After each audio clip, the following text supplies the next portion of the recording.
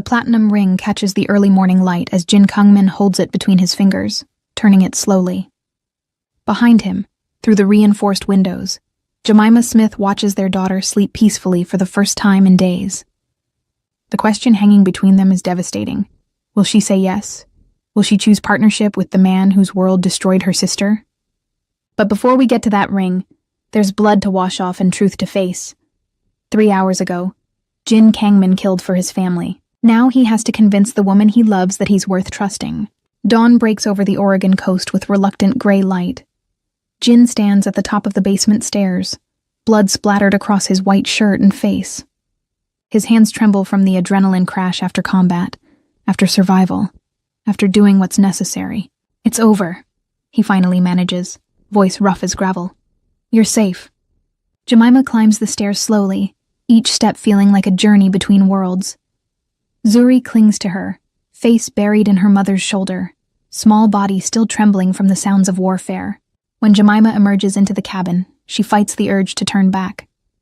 The living room is destroyed, furniture overturned. Bullet holes puncture the walls, windows shattered, glass crunching under her feet. The smell of gunpowder hangs thick. But there are no bodies. The floor has been scrubbed, though darker patches remain. Jin's team works with practiced efficiency, erasing evidence. Outside, 3 vehicles sit destroyed, twisted metal. Bullet casings litter the ground like deadly confetti. This wasn't a skirmish. This was war. Minjun coordinates cleanup. Yuna stands alert by the access road. Both professional, expressionless. This is normal for them. What did you do? Jemima's voice shakes. What was necessary? Jin's response is simple, direct. Jemima carries Zuri to the bedroom and lays her down. The exhausted child falls asleep immediately, traumatized and drained. You're safe, baby girl, Jemima whispers. Mama's here, Appa's here. You're safe now. The word Appa comes out unconsciously. She's already accepted what she's been fighting. Jin is Zuri's father. When Jemima returns, Jin is in the kitchen, methodically cleaning weapons. A pistol, 2 knives, something military grade. His movements practiced, automatic. You brought war to our doorstep, Jemima says, anger replacing shock. War was already here. I ended it before it reached you. His hands never pause. There's a difference. Is there? They came because of you. They came because of Zuri. Jin looks up, eyes hard. Because she exists, because she's my daughter, because she represents leverage. I didn't bring war. I finished it. Jemima sits heavily. Who were they? The attack was supposed to be reconnaissance, a probing mission. But when they saw how vulnerable you were, they escalated. Mugunghwa Triad, mid-level enforcers, sent by Park Dong-woo. Who is Park Dong-woo? A rival, head of a faction trying to destabilize my organization. Jin's jaw tightens. Zuri's existence is a weapon to him. If he can't take her, he'll expose her. Make her a public target for every enemy I've made in 15 years. Then we disappear. Better names, better plan. Do you think I didn't try that? Jin's composure shatters. I searched for you for 3 years. Every intelligence network, every favor, every resource. If I can find you, they can find you. There is no disappearing from this. He catches himself, lowers his voice. 37 countries, 243 false leads. If I, with everything at my disposal, can find you, then they can too. The truth settles over Jemima. She's been living in an illusion. Jin sits, suddenly looking exhausted. There are only 2 paths now. Run forever, looking over your shoulder, waiting for the day they find you again. Or stand with me and build something they can't touch. Stand with you means surrendering to your world. It means becoming powerful enough that no one dares threaten our daughter. Jin leans forward. What I'm offering is partnership. You and me together. I can't be part of that world, I won't. You already are, Jin says, devastating in its simple truth.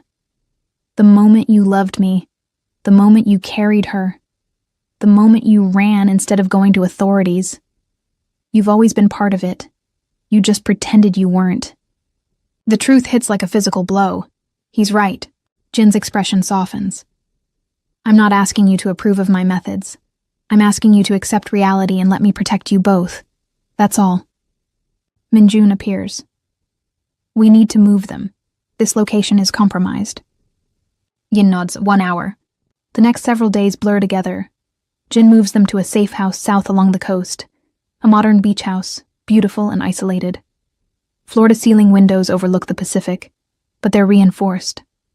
Security cameras in subtle positions. A fortress pretending to be a home. The first morning, Jemima wakes to burning smell.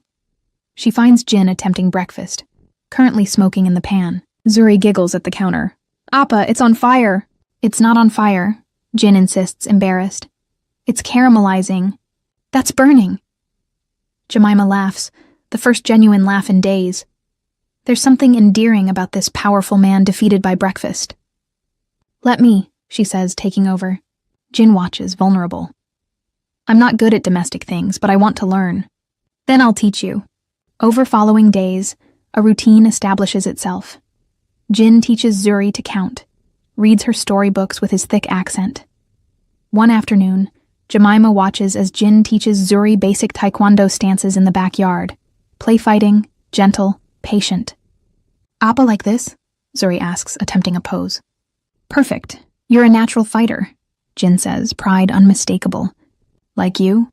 Jin's expression turns complicated. Better than me. You'll be so much better. That evening, putting Zuri to bed, the child asks, Is Appa staying forever? Do you want him to stay? Yes, Zuri answers without hesitation. He's nice, and he makes you smile sometimes. One evening, Jin falls asleep on the couch with Zuri on his chest, a storybook abandoned beside them. Jemima finds them. This dangerous man rendered vulnerable by his sleeping daughter. She notices tears on his face even in sleep. This is how he grieves. For the 3 years he missed. For the first words he didn't hear. The first steps he wasn't there to witness. She covers them both with a blanket, her heart doing complicated things in her chest. The next day, Jemima visits Mrs. Chen, her elderly neighbor. He's dangerous, Jemima says without preamble. He's everything I ran from. His world killed my sister. Mrs. Chen pours tea, taking her time. He's also her father, and he's trying. I've seen many men in my years, child. Sometimes dangerous men love the most fiercely. Because they know what's at stake. Because they know what they could lose. That's what scares me, Jemima admits, tears forming. The way he loves is terrifying. It's all-consuming. It's absolute, Mrs. Chen finishes. And that frightens you because you love the same way. You ran for 3 years to protect Zuri. That's absolute love too.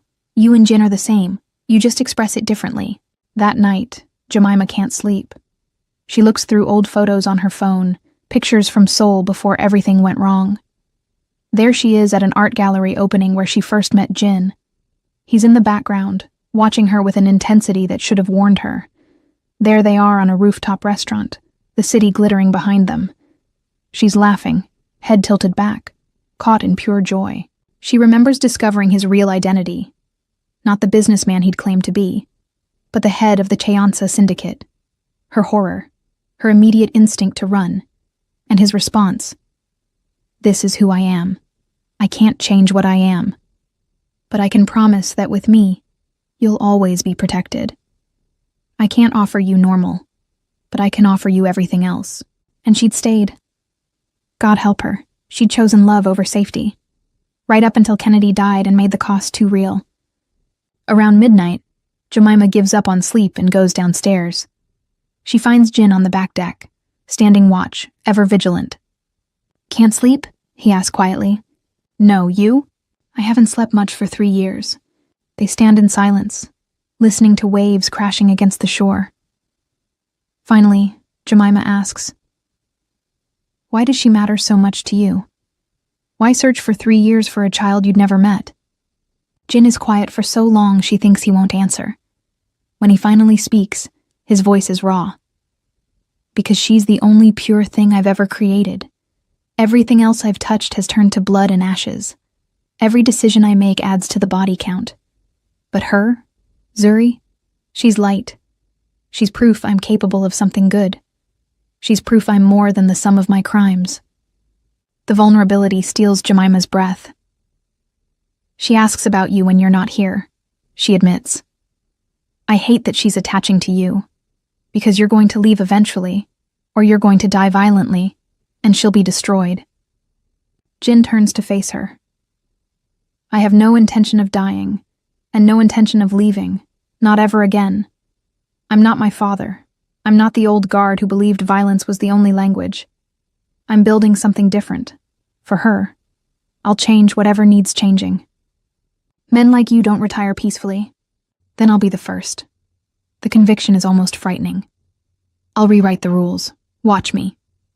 Jemima feels tears forming. Kennedy died because of your world. My baby sister. She was 23. She was visiting me, wanted to meet you. And she died in crossfire meant for someone in your organization. I know. Jin's voice breaks. I remember everything about that night. The rain. The chaos. The Mugunghwa triad faction that staged the attack. Kennedy was wrong place. Wrong time. I saw her body before you did. I was the one who told you. I watched something die in your eyes that night. Then you know why I ran. I do.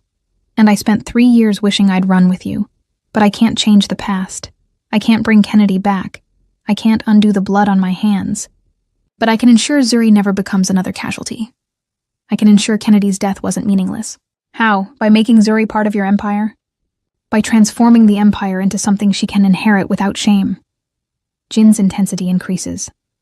I have a plan. Over the next days, Jin shows Jemima exactly what he means. He spreads documents across the dining room table. Business plans, legal consultations, partnership agreements. This is extensive, Jemima says, impressed. 5-year plan. By the time Zuri is 8, I'll be something different. The transition is already beginning. Jin points to documents. Technology accounts for 30% of our revenue now. Real estate is 25%. We're becoming legitimate. You think you can just wash blood off with money? No. But I can build walls so high that she never has to see the blood. She'll have choices I never had. And if she wants nothing to do with your empire, then she walks away with my blessing and protection. I'm building this so she has options. But she'll never be vulnerable. That's non-negotiable. 2 days later, another security breach. Alarms sound. Jin's team moves with practiced efficiency. Jin has Jemima and Zuri in the reinforced safe room within 90 seconds. But this time, Jin stays with them. What's happening? Jemima demands, holding Zuri close. Jin's phone streams security camera feeds. They watch as his team intercepts a single man at the property line. A journalist with camera equipment and press credentials. A journalist, Jemima breathes. Jin's expression turns grim. Park's new strategy. If he can't take Zuri, he'll expose her existence, make her public knowledge, turn her into a target for everyone. The journalist is detained. Jin reviews the footage, jaw tight. This is just the beginning, he says quietly. Park will try every outlet to make Zuri's existence public. The headlines write themselves. Then we need to finish this, Jemima says with conviction. Now, whatever it takes. Jin looks genuinely surprised. I thought you wanted me to avoid violence. I want my daughter safe. Do what you do best. But do it smart. Do it final. Something shifts in Jin's expression. It's already in motion. Tonight, Park Dongwoo's world ends. Not with violence, with precision. What follows is the longest night of Jemima's life. Jin transforms the house into a command center. Screens showing feeds from multiple cities. Phone calls in rapid languages. Minjun coordinating teams across continents. I want to watch, she tells him. If this is what you do, I want to see all of it. Jin studies her face, then nods. Then watch. But understand, this is me trying to be better. Phase 1 begins at midnight. Park's financial accounts, dozens scattered across countries, are simultaneously frozen by legal authorities. International warrants issued. Surgical legal warfare. He's built his empire on bribes, Jin explains as accounts disappear. Remove the money and the foundation crumbles. Phase 2 follows. Park's political allies find their own corruption exposed. Scandals break across Asian media simultaneously. One by one, Park's protectors abandon him publicly. You're destroying him without killing anyone, Jemima observes with awe. It's harder than pulling a trigger, but it's the right way. For Zuri. Phase 3 unfolds with devastating efficiency. Key members of Park's organization are offered immunity, protection, compensation, a way out. One by one, they take it. Park's organization crumbles from within. By dawn, it's over.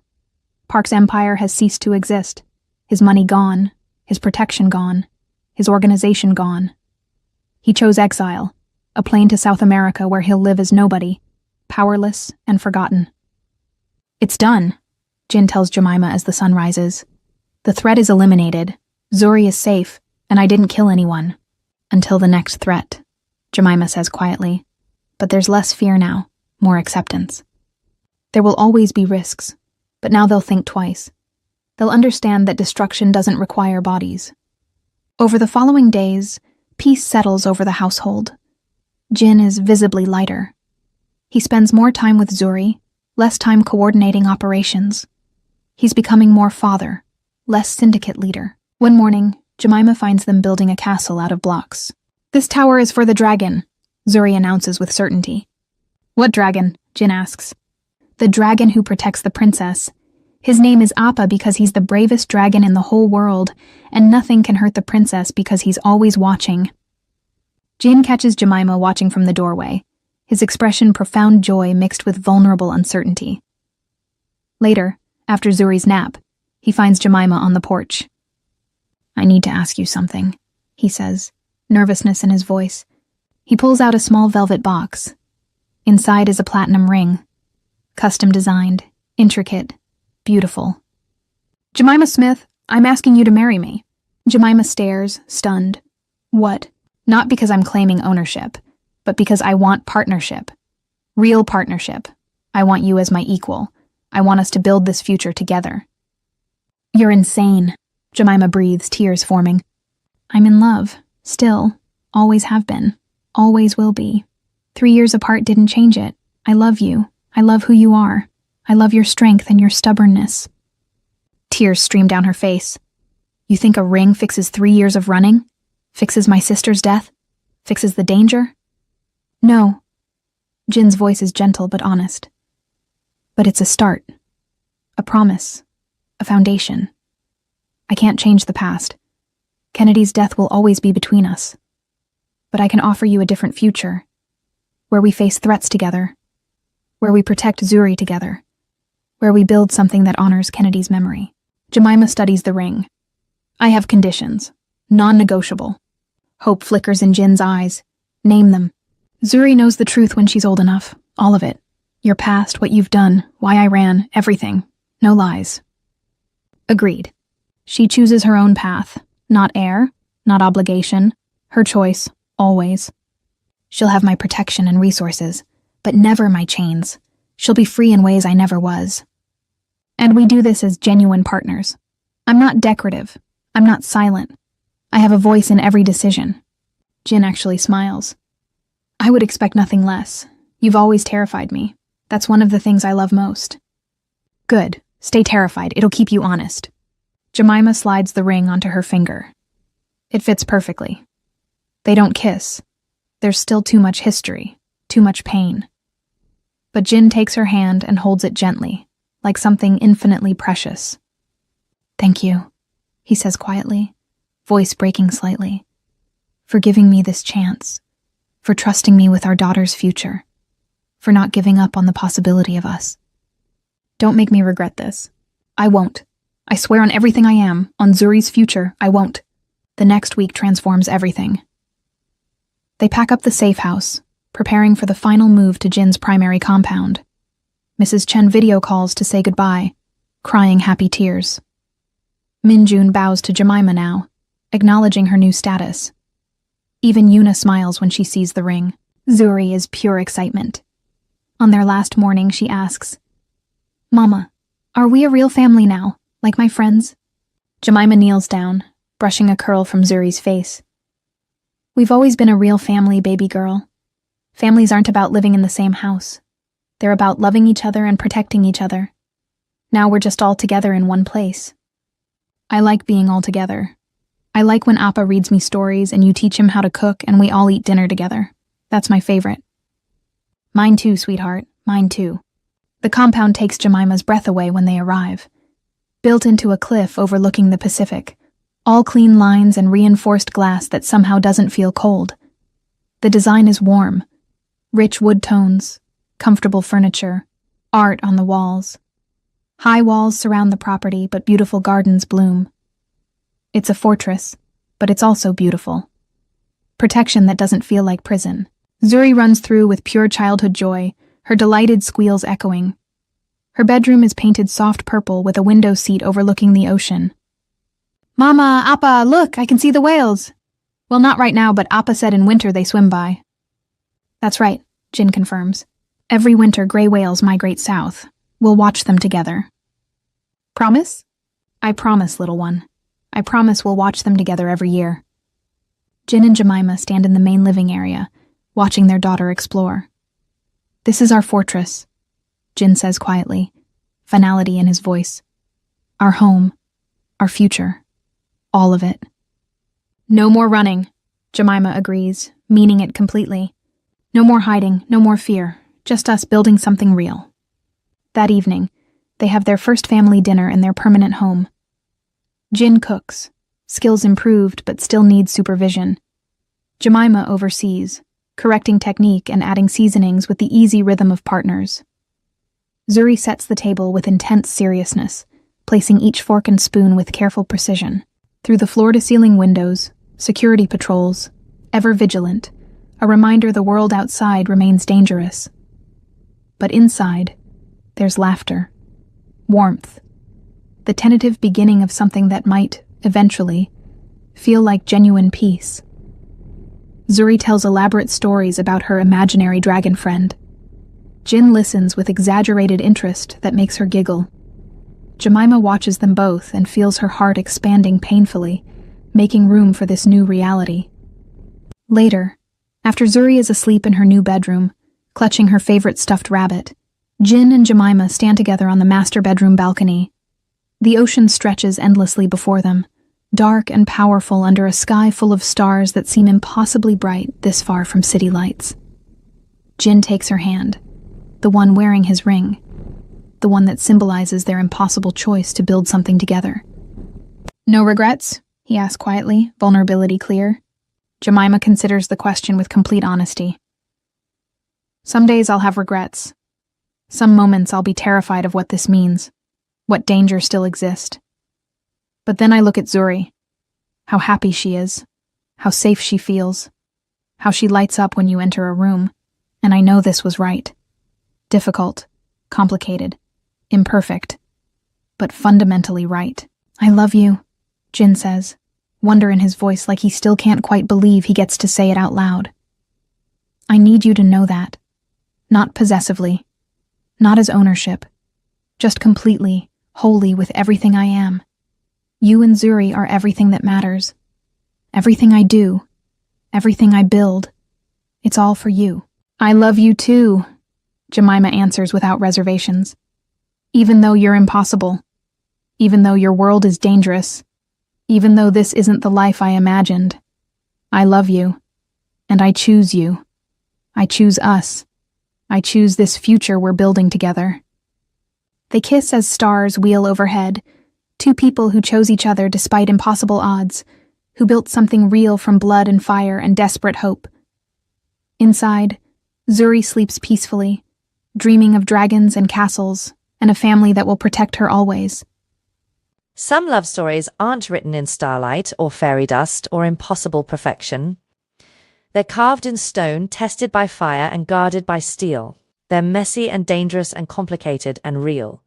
They're about survival transforming into love, about protection evolving into partnership, about two broken people building something whole for the child they both love more than life itself.